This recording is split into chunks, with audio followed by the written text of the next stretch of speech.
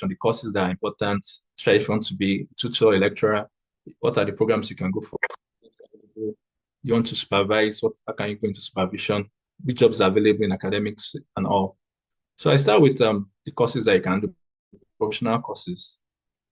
There are quite many courses available. I'll recommend this first course by the Higher Education Academy.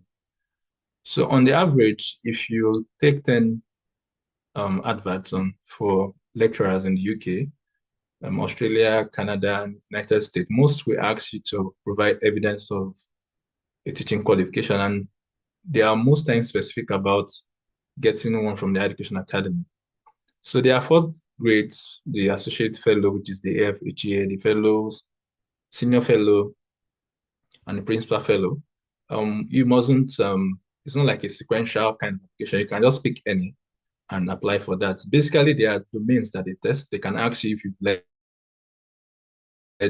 an online teaching course, for example. Have you use some simulations in teaching? When you go online, just type professional standard framework. You'll be able to see some of those domains. And from time, you can start planning ahead and decide on how you can get your evidences intact and write on them. And that's like the most prestigious teaching qualification you can get anywhere globally. The other ones are quite important. The academy medical educators forum, where you can be a member or a fellow.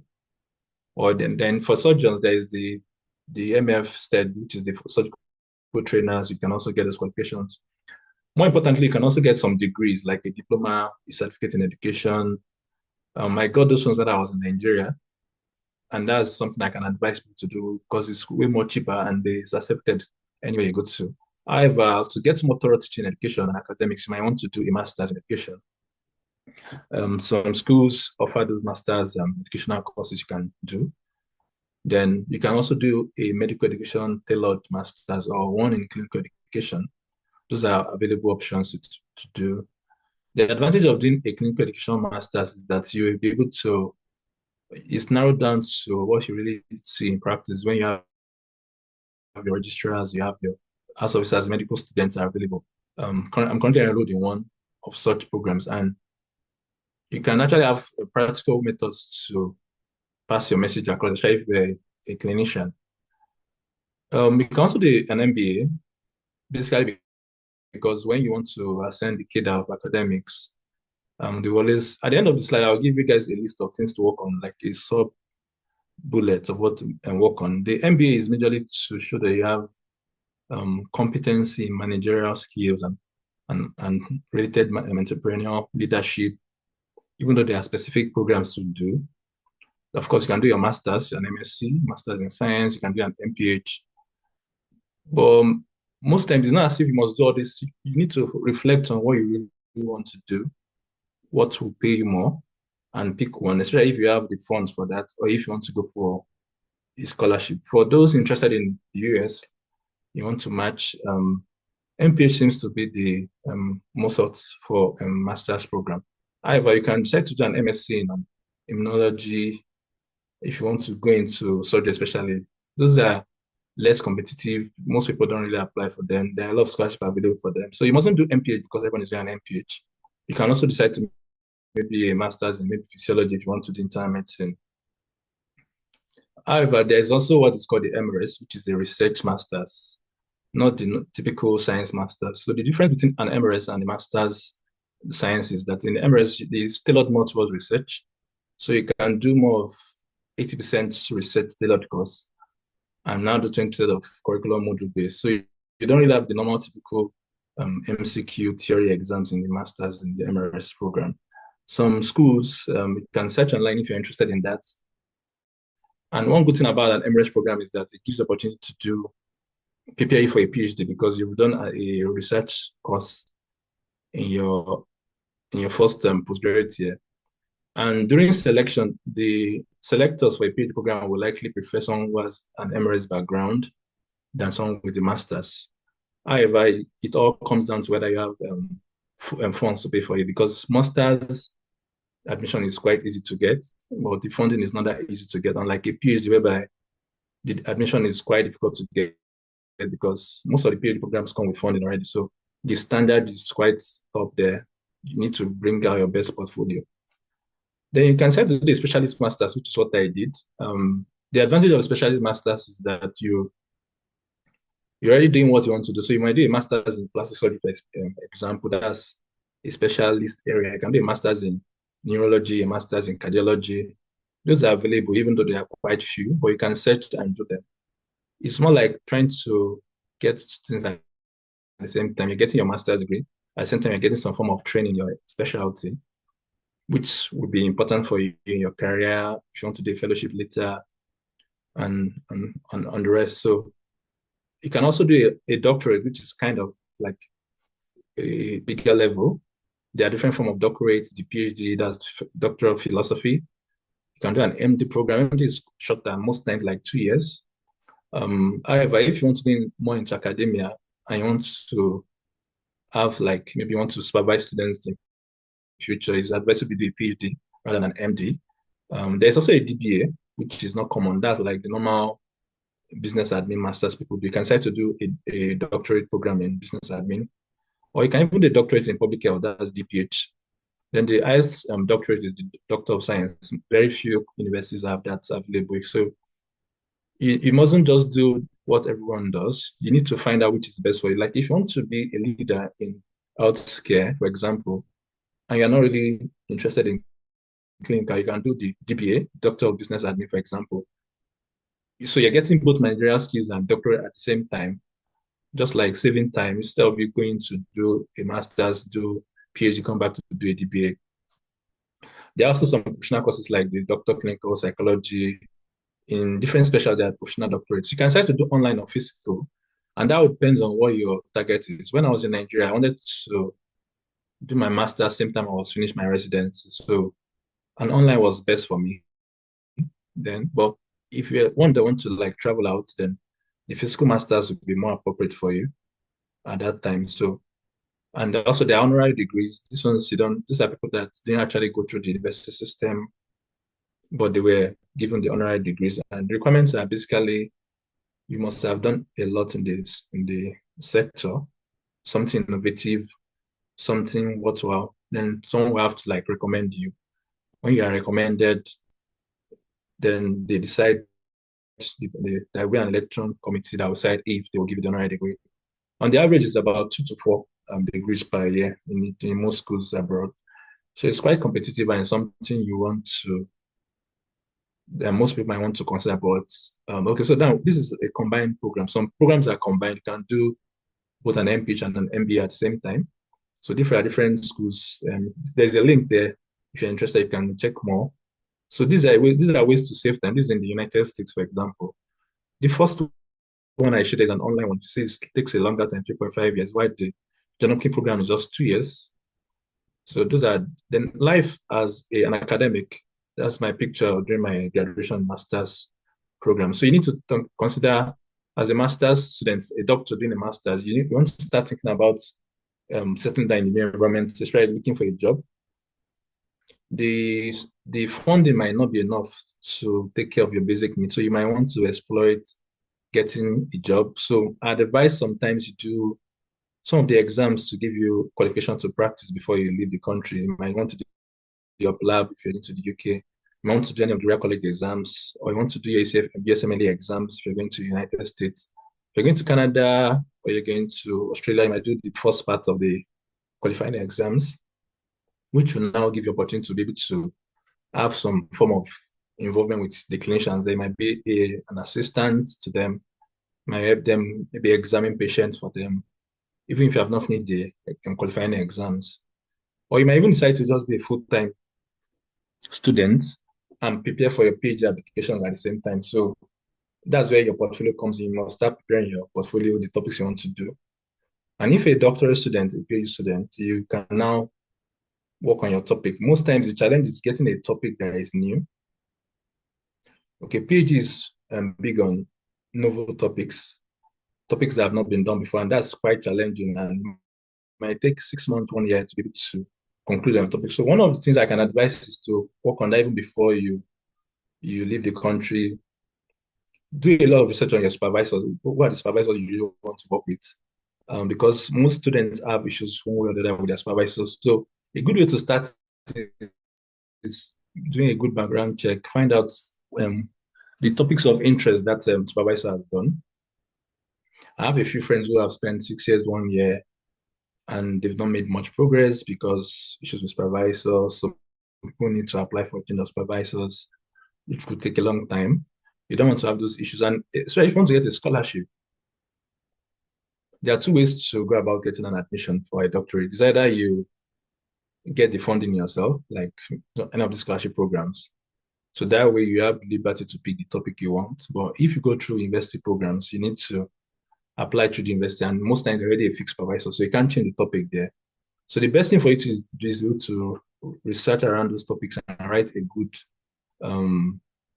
proposal that is worth getting, because most times there might be 100 people for just 2 slots. So you need to write a very good proposal to be selected to start the program. And when you start, you can now start looking for other jobs to have financial balance. So getting your qualifications before you leave is quite important. Then, as a doctorate student, you expect to publish papers.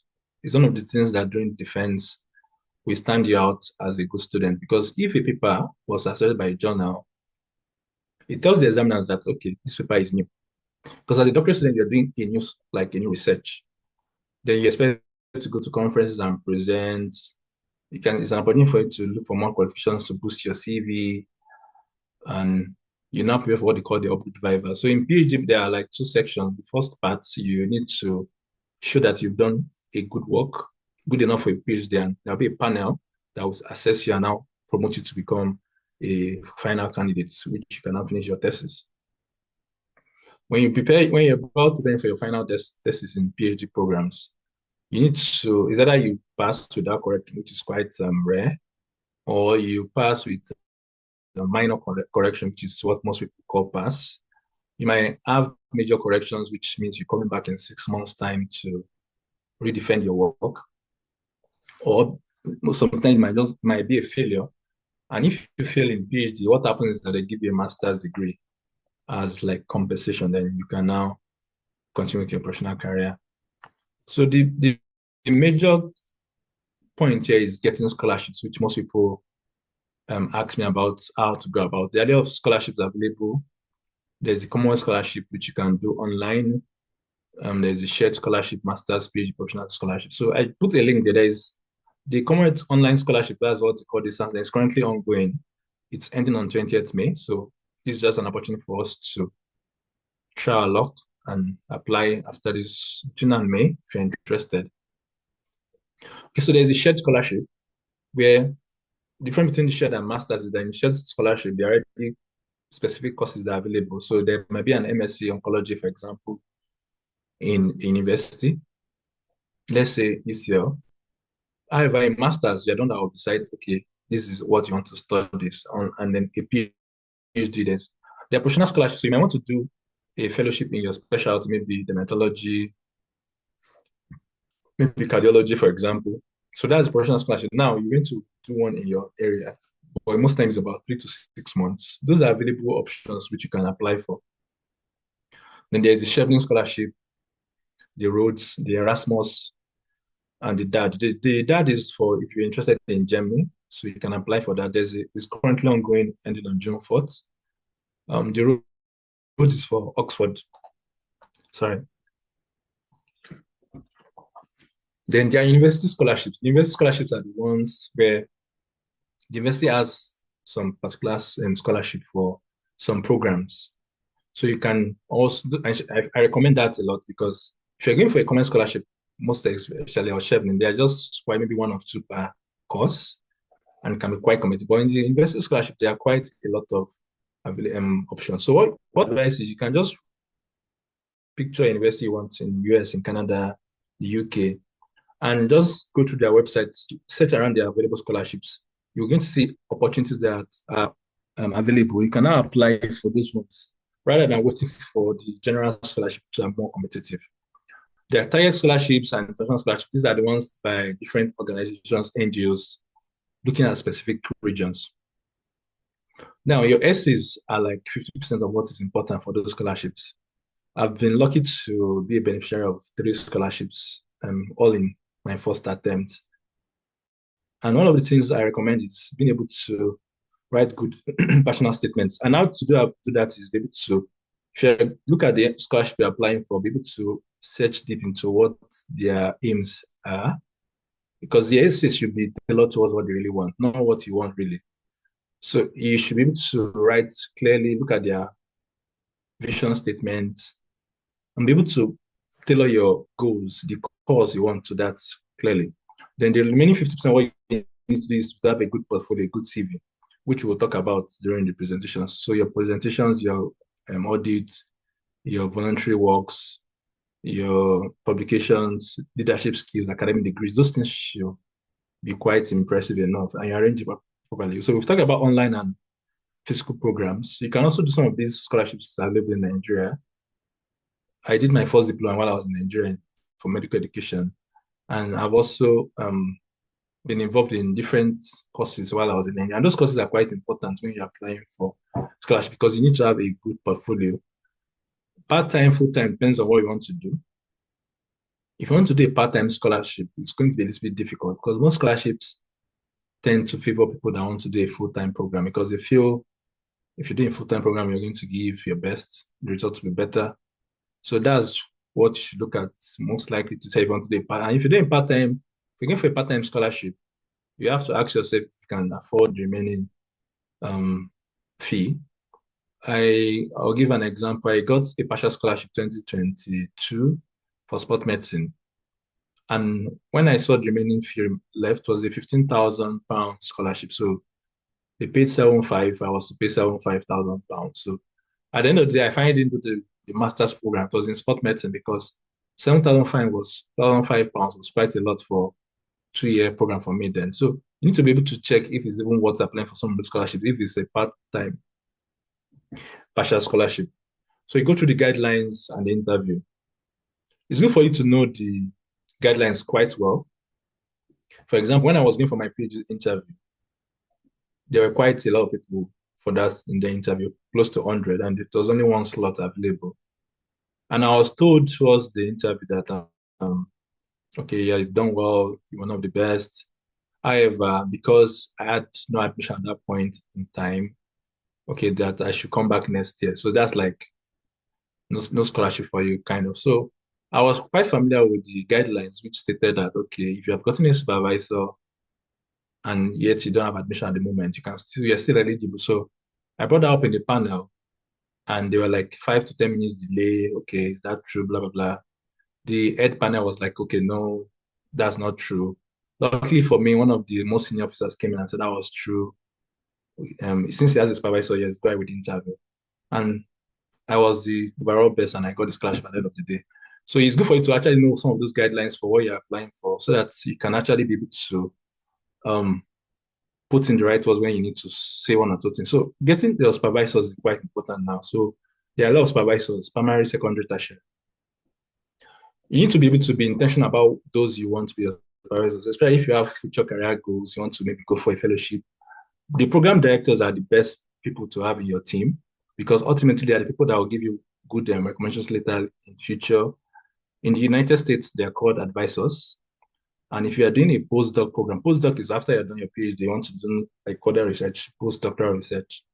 You might need what they call mentors. They are doing basically the same thing, just change of names. So those are people that will guide you, basically. Then if you want to get approval to also be supervising people, you have to do some courses. Like you can see, those are some of the courses I've done. First to be able to supervise people in masters.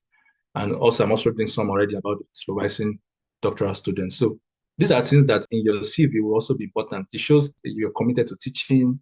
You're already going through some professional courses to improve yourself in teaching.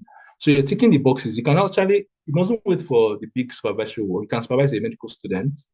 That's why I wrote MBS, Masters, MD. So those are opportunities for you to exploit. And if you have these things written down, you can actually know what you want. So teaching entry levels, you can start with a teaching assistant job.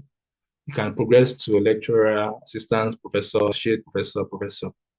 And most times it's about years of experience, publications, basically. Then there's some questions about, can I combine academics with clinical pathway? Yes, that's what they call academic clinical fellow, where you're able to have four times in a week you're doing clinical work, then the fifth day you're doing academic work. So clinical 4 days, academic 1 day. Some people do 25% split. So you discuss that with your supervisors when you want to start the work. Then you can also become a professor through the research pathway. You mustn't do the lecturing pathway. You can just be doing research and still be a prof. So you start from research associates. The important thing about this is when you're doing your program, being able to look for jobs, you need to know these titles, search appropriately for them, ask the administrators in your university. So because there are a lot of job opportunities, but most of them were narrowed down to one specific area. I was applying for a teaching assistant when I came here, and I sent my CV and I was called back that, oh, I got a call from the program director. Okay, your CV is quite impressive and we want to offer you a lecturing job instead. So I was surprised. So that's one reason why you need to make sure you are trying to do the best you can do at the moment, tick the boxes, and be able to be available for the opportunities when they come. So that's how I got my lecturing offer, which I was not even prepared for at that moment. So being able to put in the work. Okay, now there are also skills you need to get qualifications, like if you want to get um, managerial roles, you will think of becoming a director, a leader in academics. You can decide to do a project management course. It brings two, that's for UK people, PMP if you're in the United States. And MBA is always important. Leadership courses are available. You can do, this is a diploma course in Harvard, which gives you opportunity to be an alumni of Harvard, and be able to say, okay, went to Harvard Medical School. But that's majorly for people in surgical area. For if you're in public health, there's one there by Washington University, health and leadership course. And there's another one. There are a lot of leadership. I just wrote this three that I'm familiar with the experience. So you can try and explore them so that you can get some of these roles and be able to exploit them appropriately. In research proper now, that's academics. Those are the pathways to exploit. In research now, there are a lot of research areas to dive into, because most time we are asking about, okay, do I have access to, how can I get plenty papers? Because for matching, especially in the United States, Canada, you need to, options is like one of the top. So there are letters to editors you can write, which most people don't really explore. You don't need to carry out any major study. Just write a letter to an editor, criticizing and also giving some positive criticism, positive and negative to like a paper. So you see a paper, but most times it's good for you to write something that you're quite skilled at, your area of specialty. Okay, tell them, okay, these are the positives in this paper, these are negatives, future advice and all. So that's like a research paper, but that's the low level, level 5. So down to randomized clinical trials. So there's what we call level of evidence, level 5, 4, 3, 2, 1. So you're going to the top research, which are the randomized clinical trials. So in randomized clinical trials, it's more like an interventional kind of research. We are doctors, so I'm sure we have an idea of what that means. Now you can do a systematic review where you're going to combine all these research methods together to get a final, which is like the highest level of research, especially if you're doing it for RCTs. So now, this is not a teaching webinar, but this is a summary of what you need to do in systematic reviews. You need to know the relevant guidelines to work with. There's Prisma Cochrane. I'll tell you how best to add the papers together. So just like this picture of a smoothie, you have different papers you want to combine to get a final result. So in medicine, we use PubMed, Scopus, and Web of Science as the main database. Scopus is quite like the best, but you need to pay. It's not free like PubMed. Web of Science is quite good also. But those two are paid for, unlike PubMed. So one of the things you can do when you're a master's student or a PhD student is to be able to, or a lecturer, basically when you're an academic, is to be able to use some of your institutional access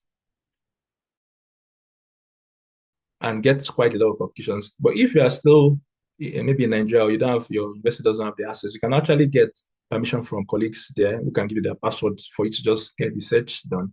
Then maybe later you can now continue, they can change their password and all. You register your work in Prospero, which is like a body that checks, gives you ethical approval. You now do what is called a sub-group analysis. Sub-group analysis is the main part of semantic where you want to check each outcome. So if you're trying to combine papers about cancer, for example, so you can pick out recurrence rate of the cancer, for example, and analyze that. That is going to be your sub-group analysis. So basically something like this comes out. So there are two sides of study, those that are supporting the intervention and the other people, the other group. So finally you have to have a verdict, which favors. That's what they call a forest plot. So every meta-analysis has to do with getting a final verdict.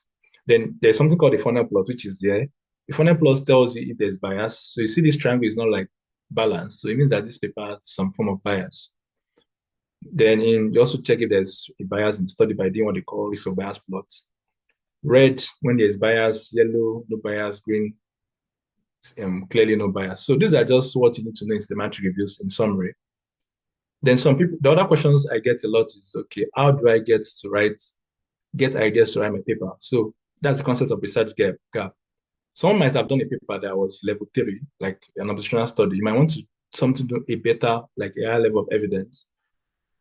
So you now do an RCT, for example, to answer the same question. There may be an area of interest where a knowledge is lacking. So, but this is a little bit difficult. We need to get something new knowledge, something novel. Then you write on that. Then there might be papers where the theories might not be up to date. Then you want to improve on that. Some papers might have been done in a way with a particular method, maybe a questionnaire study. So you might now say, okay, let me add another. Okay, someone did a study, did a now. You might try to do both retrospective and prospective, that's combined, to get like bigger methods to put good evidence. Or you might want to do a combination, like do both cohort and questionnaire study, for example. That's what they call a nest study, and that's better. Or you might go to a new population. So if a study was done with hepatitis B patients and you like that concept, you can use the same concept for people with maybe HIV, for example, or another disease population. Or if one was done in Enugu, Abuja, Nigeria, you can do one in Kano, different geography. So these are ways to just work on getting your ideas, so get more fiction papers. So then you want to write your proposals for maybe grants. Writing grants is a good way of making good profit in research. The 5 C's of research come to play. You want to cite those papers appropriately. You want to find contrasts, differences in different papers. You want to now connect them, criticize them properly, and now get a good flow and write the paper. So most of us are already familiar with writing proposals from medical school. Then you put a good Gantt chart to be able to put timelines to your work, because you want to be able to finish your project within a good timing. And of course, always carry your supervisor along in your work. How to get the best of research is through intentional learning. LinkedIn learning is, for me, one of the best ways. It's just that most times you need to pay for it. You need access, which you can get also maybe through a registered institution or registered journal body. Or you can even just pay for it if you have a particular skill you want to learn. Maybe you want to learn maybe machine learning analysis, systematic reviews. You can do it on Coursera, Udacity, Udemy, DataCamp, Google. These are different ways. The American Academy of Research and Academics is one of the best ways also to get, especially if you want to get certification. They have different topics there you can work on and put that in your CV. I've learned a lot on YouTube, and I can also recommend YouTube. I have a research group where weekly I send them videos on YouTube to watch, and we have a topic per week. Yeah, last week we worked on cohort studies, for example. So those are different ways to actually improve yourself. The first 1 year of my learning systematic was basically on YouTube. Yes, and so you can learn a lot on YouTube, really. Is that fine? Question, sir. Yes, sir, this is fine. Yeah. Okay, right. So our first question. So what? Our first question says, okay, during the full academic programs, do you still practice at all? And can you resume practice after a PhD or master's program?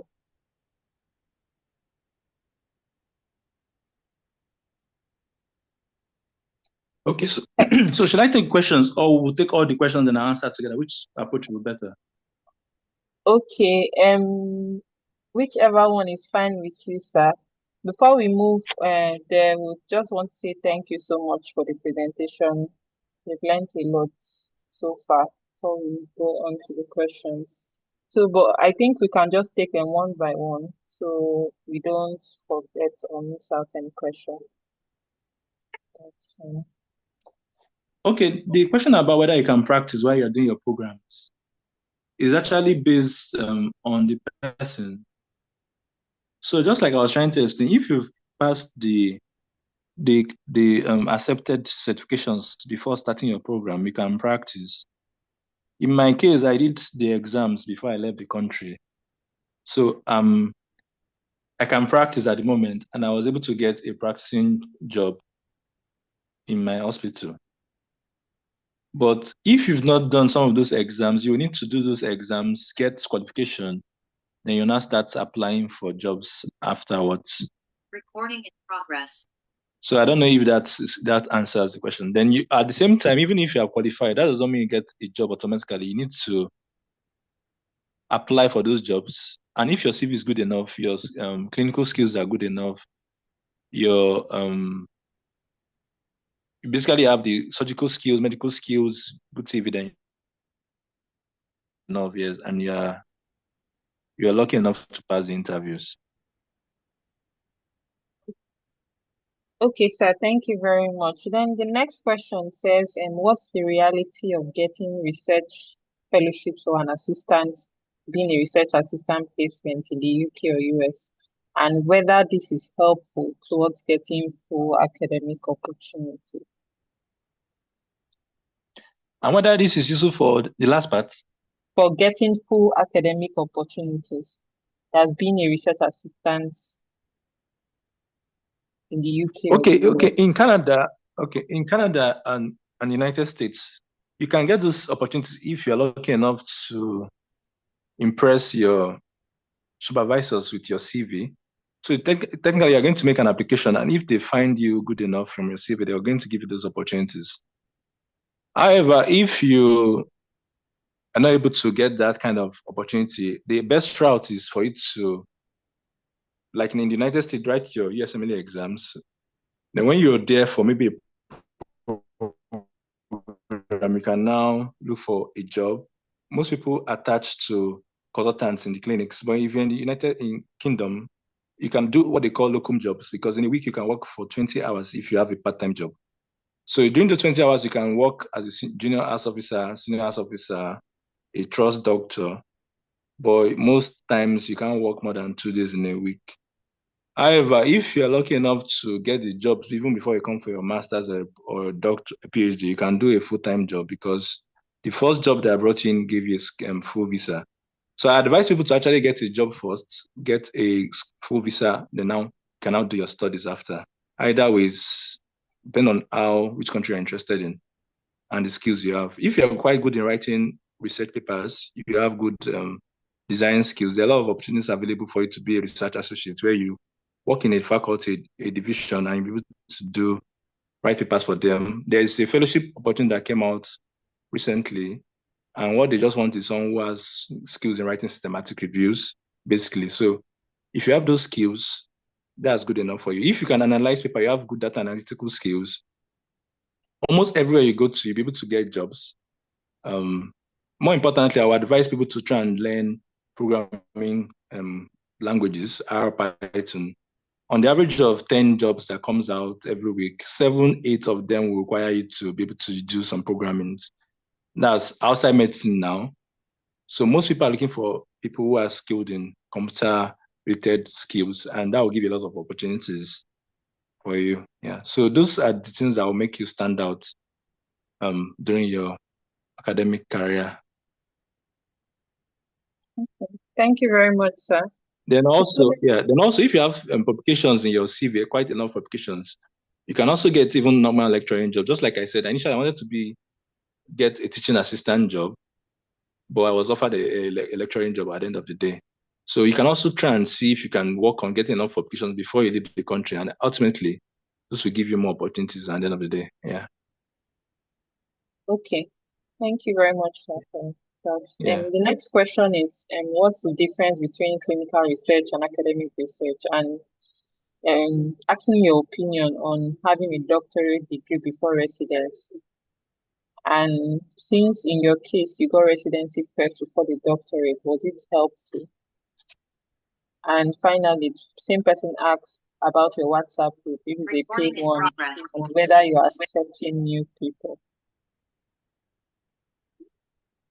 Okay, so the question, sorry, there's an echo here. Okay, the question on can you come again with the questions? Forgotten the order. Okay, it's difference between clinical research and academic research, whether or not they are the same thing. Then the Okay, so let second me answer question that. was, Let me take them one by one. okay, Okay, clinical research means that you're doing a research, but you're allowed to work in the hospital. That's just the simple way of explaining that. While in academic research, you are just working at the department, the school, but you're not involved in clinical work. So it's as simple as that. For you to be able to work in the do a clinical research, there are two ways to that. You need to have passed the clinical exams. So if you're going to UK, you need to have passed your lab exams, get your GMC, or you pass the Royal College exam, which I did, and get your GMC. If you're going to Canada, there are 3 steps exams. There's an MCQ, a clinical. So you need to have passed the first step at least to get a clinical permission to work. United States, you need to have cleared all your steps to be able to do a clinical research, get your ACFMG certification. So, and summary answer is, if you're qualified to be a clinician, you can do a clinical research. If you're not qualified, you do an academic research, or you're just doing research 24 hours. So that's just the difference. okay, thank you, sir. Then the next of that same question is the opinion on having a doctorate before residency or residency before a doctorate, which is better. Okay, residency before doctorate or doctorate before residency. Residency. Finally, everyone has their own story, and some of those things are things we need to work on. We can't really say this is what should work for everyone. Yeah. And again, you mustn't have a doctorate and you mustn't finish your residency. So there is no like clear-cut answers to this. Everyone have their different interests. But it's good for you to be able to, if you can combine, perfect, because when you combine it, you save times, because a doctorate is like 3 years, 4 years, 5 years outside the country. And because it's a full-time, for you to get funding, that means you're doing a full-time doctorate program. Full-time means you can't work, you can't do other stuff really, or you just do minimal work. So if you can combine, in Nigeria, it's allowed to combine in a way in most centers that do PhD programs. Then when you now leave, you can now continue and do a fellowship. So there's no clear-cut answer to that. But if possible, you finish your residency, you now do a doctorate. The advantage of that is that when you're doing your doctorate, you already have an idea of the specialty you want to major in. Then your doctorate will be tailored towards that specialty. That way, you're going to build papers, build networks that will help you get fellowships. Because outside the country, you need to get fellowships to be able to get consultant jobs and be able to be an authority in that field. And getting fellowship is clinical fellowship now. Most times are quite difficult. So you need to have been able to establish good background in research in that specialty you want, get enough papers, network appropriately. That way, you're going to get opportunities to be able to finally get the clinical fellowship job you really want. So the best way would be to finish your residency and do your doctorate, then now go for a fellowship. But if you can combine your doctorate with your residency, perfect. But it's most time not easy to do. Yeah. I don't know if I've answered that. Okay, yes, sir. Thank you. Yeah. The other question is about your WhatsApp group that you mentioned, whether it's a paid one and if you're still accepting people. And Okay, yeah, there's a similar question too about if it's possible for someone interested in research to be mentored by you. So I think you just answer them together. Yes, the research group is on. Yeah, you can always join. Yeah. And it's always a week per topic. It's been on for like 4 or 5 years, and you can always join. Yeah, mentorship is on. If you're interested, you can always join. So that's yes. Okay, sir. So I think maybe you could send me a private message or a direct message on how they want to join and Yeah, with the link. that's fine. Yeah, that's fine. You can send a message on maybe LinkedIn or any of the social groups. My name is Kelechi Medego, so that's just the name there. Yeah. Okay, thank you very much, sir. Then you already answered the question on if you combine clinical medicine with your research. So we'll move on to another question. So what's the advantage of having a clinical master's while still in the residency program? Okay, yes, I explained that during the talk, but maybe I didn't explain well enough. So a clinical master's, as I said, is why doing a residency? First of all, if you want to go into academics, they expect you to have like a master's, then a doctorate, because if you don't have a master's, you can't even get a doctorate most times in the UK. In the US, you might be able to get a few, but in the UK, most doctorate expect you to have a master's. So you are doing a clinical master's, number one, because you want to even be qualified to get a doctorate, because you don't want to stop at the master level.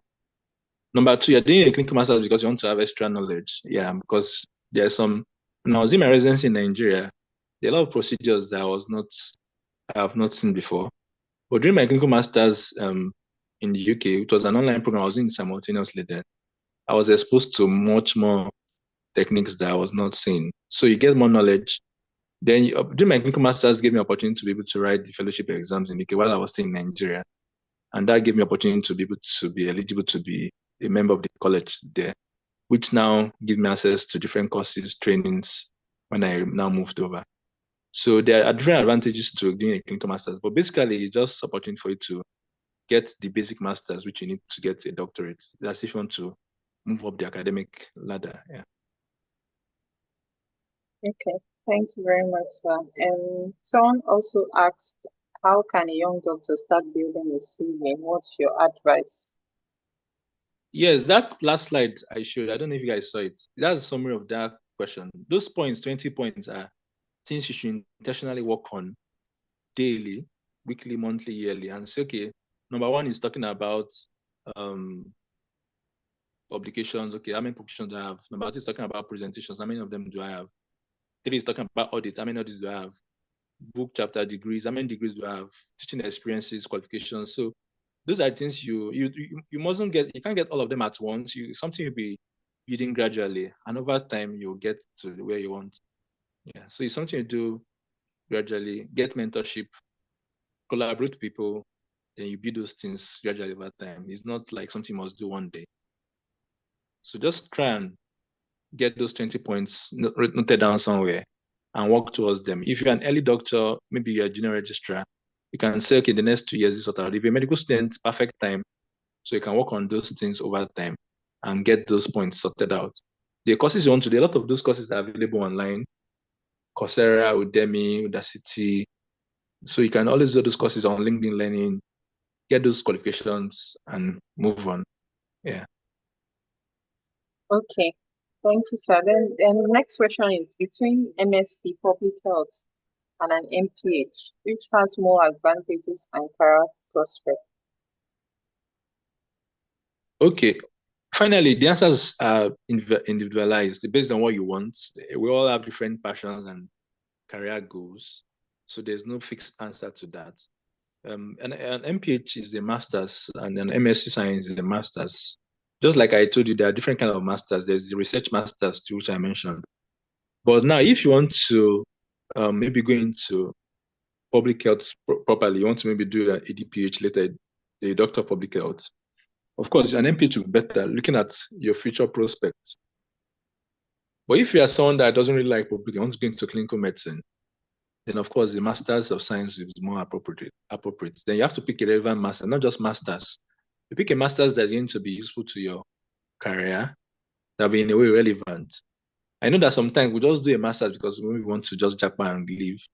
That's also okay in a way, because when you leave, you can now decide to do a second master's maybe. Because sometimes things don't come to us the way we want it to be. So you might just have to take what is available at the moment. I understand that. But sometimes if you have all available resources you can pick, you can actually try to get what fits in your plan. Then as I said, you mustn't always go for an MPH if you're going to maybe United States for matching purpose. There are smaller courses that are available which can give you access to what you want. So you can do a master's in maybe knowledge, as I mentioned, if you want to do medicine or cancer, MSc oncology. Try if there's a funding for that, because ultimately it's about whether the funds are available for what you want to do. Because as I say, master's admissions are not difficult. What is challenging is getting the fund, the scholarship for that. So At the end of the day, you look at what you want, speak to a mentor, someone that can guide you appropriately. Then with mentorship, with information, you'll be able to make a choice finally. So that's it. Then if you want to get grants, for example, yeah, I've gotten some grants and I'm not a public health person. I've not done an MPH. So you mustn't do an MPH because you want to get grants, but if you've done an MPH, you're going to be equipped with knowledge in research, managerial skills that can help you fund research properly on the long run. So a lot of things have to do with what you want, what you've intentionally worked on yourself, the available opportunities, your mentorships, your mentors. Because sometimes there are some things you can't get on your own, but your mentors will get you there. I went for a grant application one time like that, and just the name of my supervisor was able to open doors for me, really. So a lot of things, there is no clear-cut answer. You might also want to do, there's what they call Royal College of Public Health in the UK. So some of those things like that, if you have shown them you have a master's in public health, that will be a plus for you to get that fellowship in public health. So it depends on actually what you want at the end of the day. Then you'll be able to answer the question. So that's it. Okay, thank you very much, sir. I think we're quarter to close in this particular session. So for other questions, we're sorry we cannot take them because of time.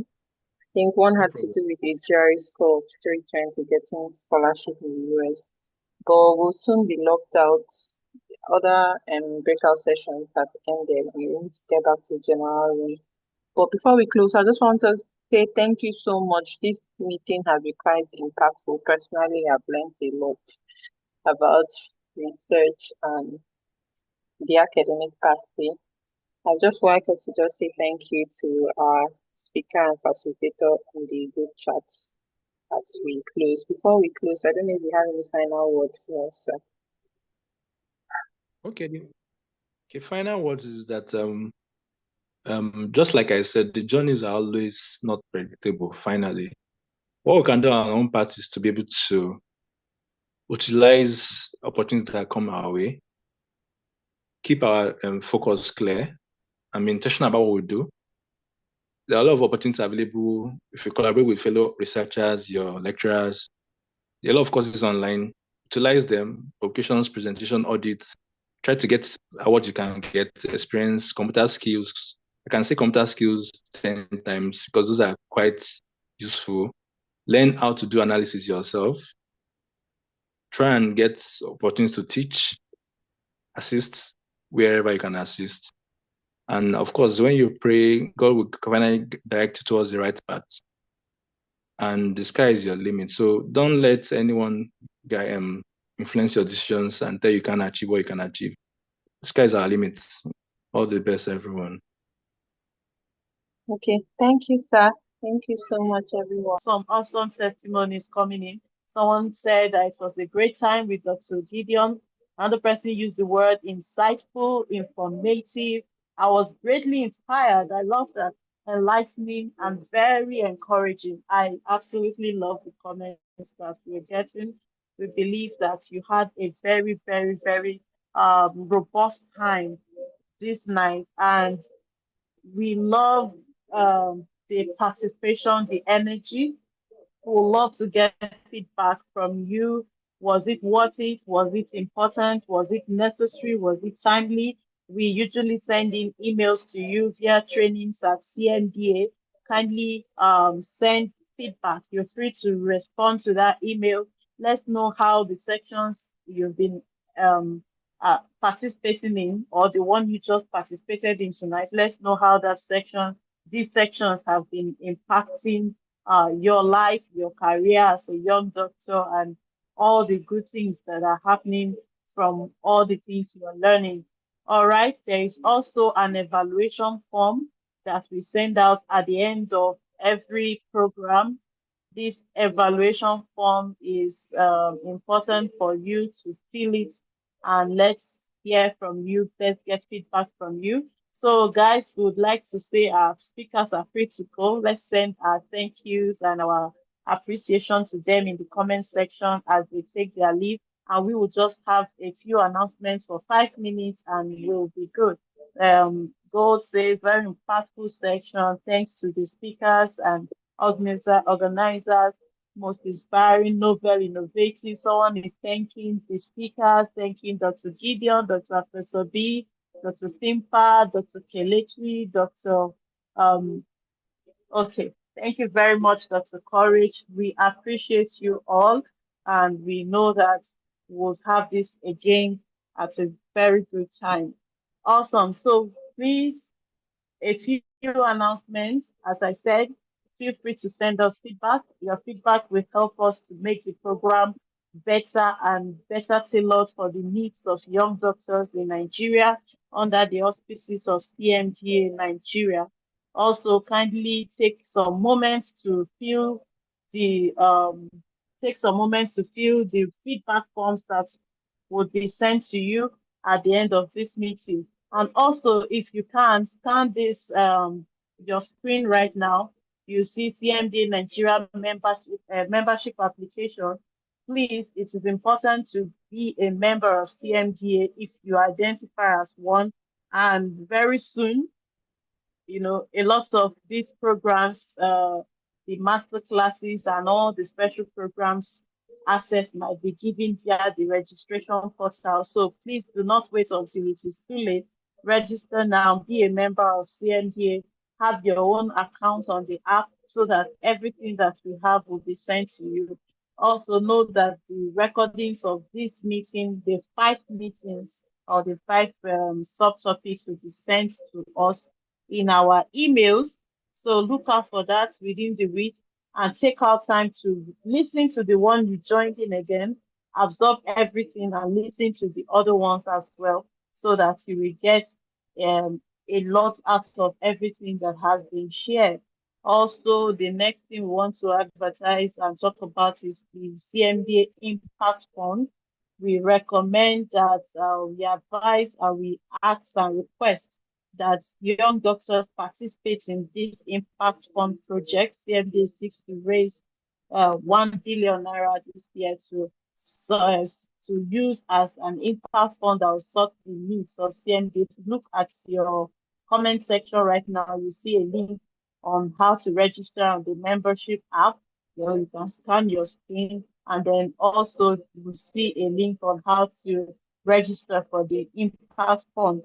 It is very interesting that if as a young doctor you say you're paying your own commitment of 250,000 one-time payments or over a period of time this year, you would be registered automatically as a full-time lifetime member of CMDA. That is so cool. That is so exciting. That's so nice.